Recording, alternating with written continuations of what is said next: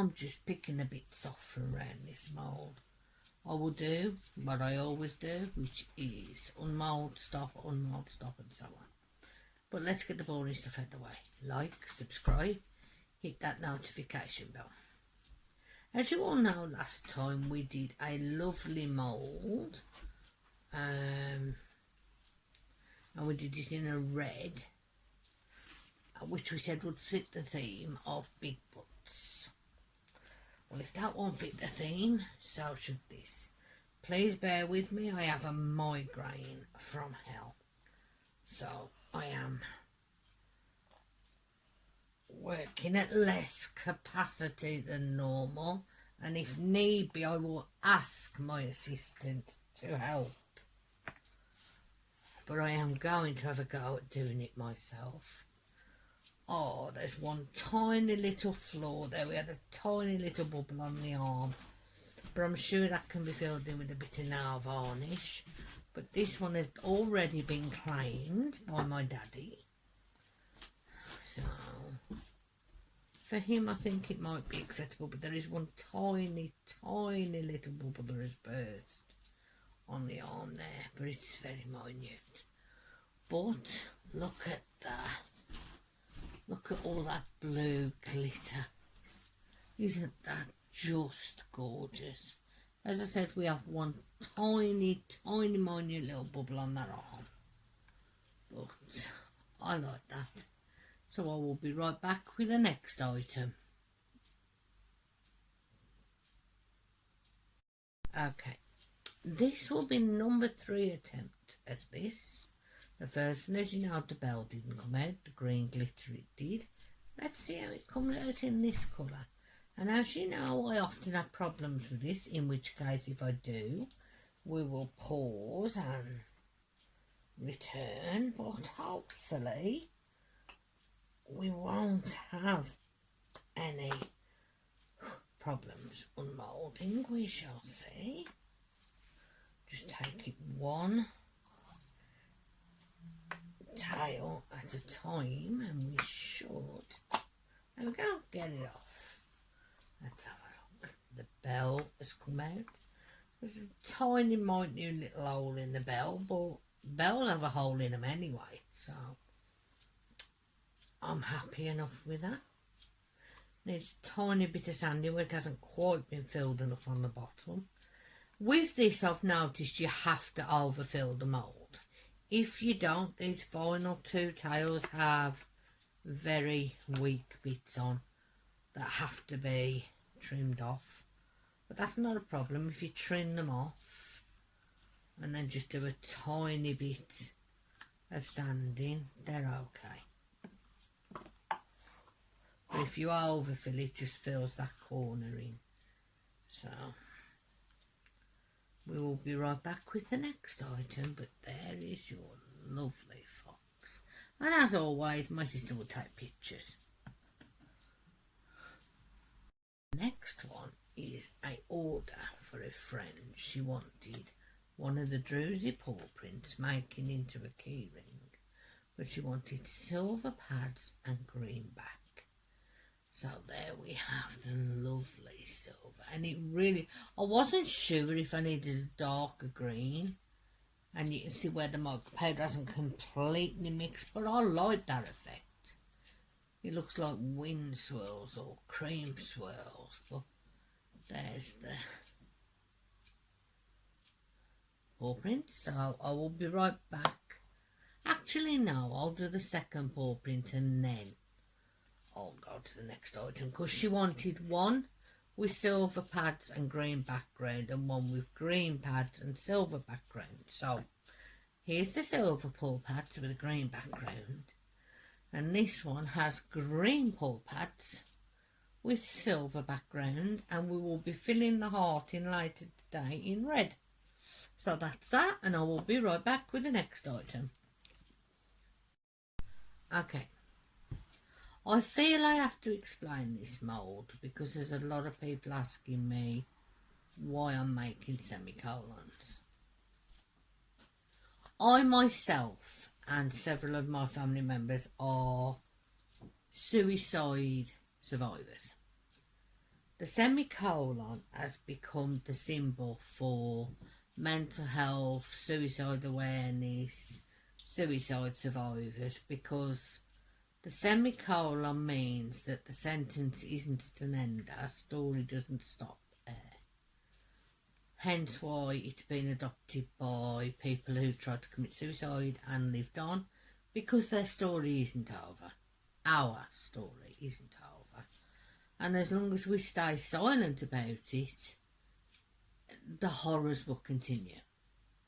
So I make these for people who, like myself, are a survivor. This one is an order for a close friend.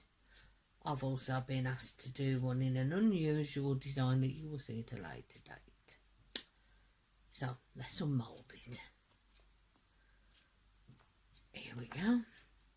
There we have a beautifully blue semicolon. So I will be right back with the next item. This next item is an unusual colour, but it's one of the schools, if I can get it out. For some reason it seems to be super glued to the mould today, and I have no nails. My nails broke. Normally I would put my nail down there, and no, my son's going to have to do it. I normally would put my finger down and break the seal. Let's undo one of these while we're at it. As you know, I very often do these koi fish because my son and husband are collecting them. So with the leftover stuff yesterday, we did some of these. So this is a two-tone silver and blue. Look at that. Look how that glistens. Isn't that gorgeous? There's one. And then we have a couple more. That one was completely silver. There's two that are completely blue, and then one that's blue and silver. Right, look at them. Can you imagine them in your fish tank? They would look absolutely gorgeous. They really, really would. I mean, look at the detail in those. And the glitter really works. And then finally, we have the two-tone one. And then hopefully by then the other things will be unmoulded. If not, we will have to pause and come back. Yeah, that's absolutely gorgeous. I mean, just look at that. Even with a two-tone, and yeah, we do have a little tiny bit of overspill here, but nothing major. So I will have to pause and come back because of the length. Haven't you waiting around? Oh, never mind, he's done it. So here we go. Here we go. We have a lovely, like, orange skull. I mean, look at that. Not one hole. It's absolutely perfect. On that note, we will be right back with the next item.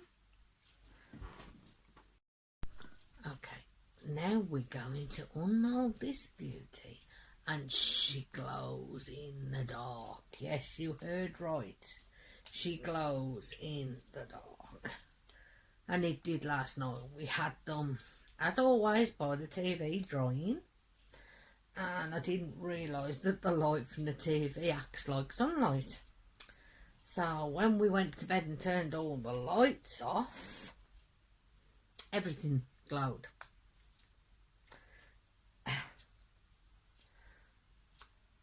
This one never wants to come off the chin, so I have to try and do it from the back to the front. There we go. Oh, well, her horn's perfect, her ears are perfect, her mane, her underneath. Yay, no hole in her chin this time. But there is our wonderful glow-in-the-dark unicorn. This one is mine. I'm actually making something I'm keeping for myself. And look at her gorgeous silver feet. Oh my goodness, I love that. You'll see better in the pictures at the end, and I will be right back with the next item. Next we have another glow-in-the-dark. This top one is for a little girl, I know. who requested a red glow-in-the-dark reindeer.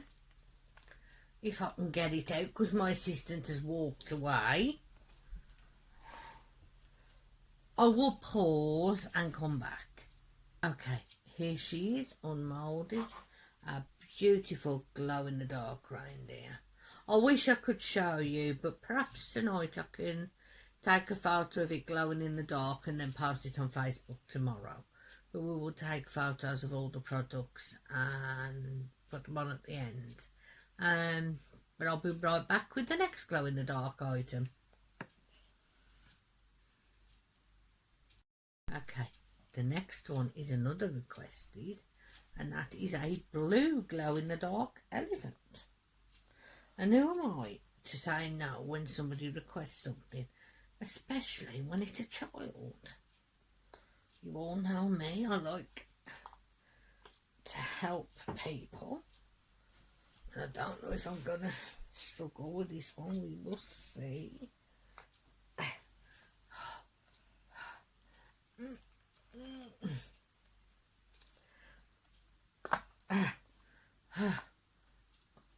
There we go.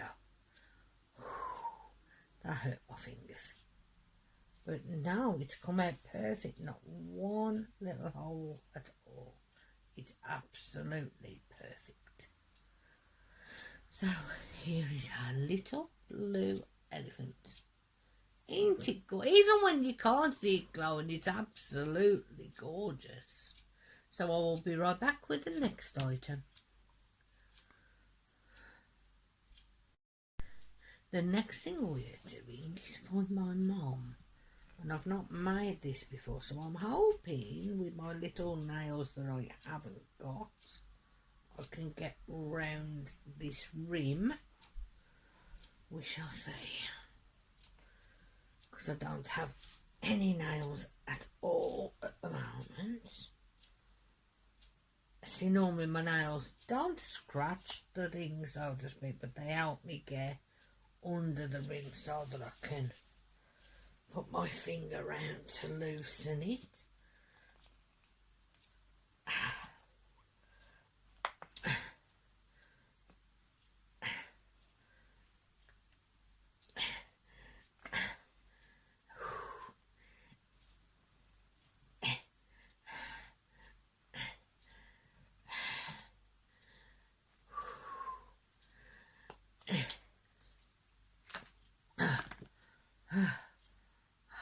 That hurt.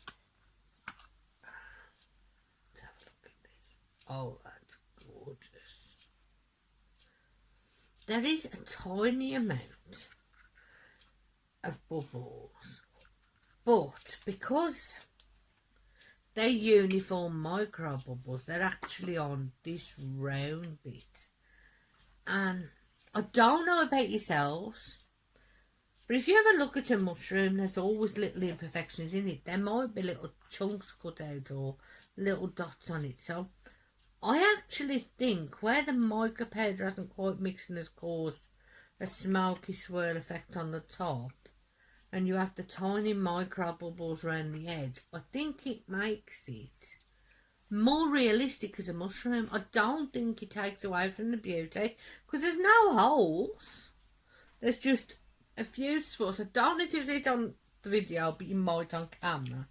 But it just adds to the effect. You see, it looks smoky and swirly in there, and the micro bubbles are all around it. It makes it look more like a mushroom. So that's the lid. Now we're going to try and undo the bottom. If I can't, we'll pause. In fact, I think we will pause and come back because of the time length. And there we go. That took a bit of giving because I've got no nose. It took two of us to, but there is the base. And I love that the mica's not quite mixed and gives it that smoky effect. As I said, I think that makes it look even more like a mushroom. Now, you could use that as a trinket jar. I mean, it would quite easily fit in, I don't know, your pencil sharpeners, rings. You could use it as a pen holder without the lid. Or, hear me out, get one of them battery tea lights or the battery fairy lights like you have at Christmas. Put them inside, put your lid on, you've got a light. You can leave it plain like this, or you can get a pen and mark the different segments here and then give it a top coat of resin. But I like that, and I know the person it's meant for will like it. I could sand this lip off here, but I'm going to leave it for a reason. If you get a piece of self-adhesive cork and cut it to that rim, it will fit inside there and it won't take away from the beauty of the jar, because it will literally fit into that rim. So there we go, there's that. I will be right back with the last items. Okay, I don't know who knows Liz Scotty Dog Harrison, but I saw these moulds and thought I have to make a cover minder for her. And we had some leftover blue glitter, so we tried these out. I will be doing this one in black because Millie Moo is a black Scotty dog, but we did these ones with the leftover blue glitter and we will see how they came out. Okay, so we have 1 Millie Moo, 2 Millie Moo, 3 Millie Moo, 4 Millie Moo, 5 Millie Moo, and 6 Millie Moo, and they're so adorable. These will be made into cover minders. If people don't know what cover minders are, please stay tuned. I will be doing a short video on them at some point. So we will be right back with the final item. And finally we have these, which will also be made into cover minders for an upcoming event. If I can get them out, we will show you. What I may do is take a couple out, pause and come back when they're all demoulded.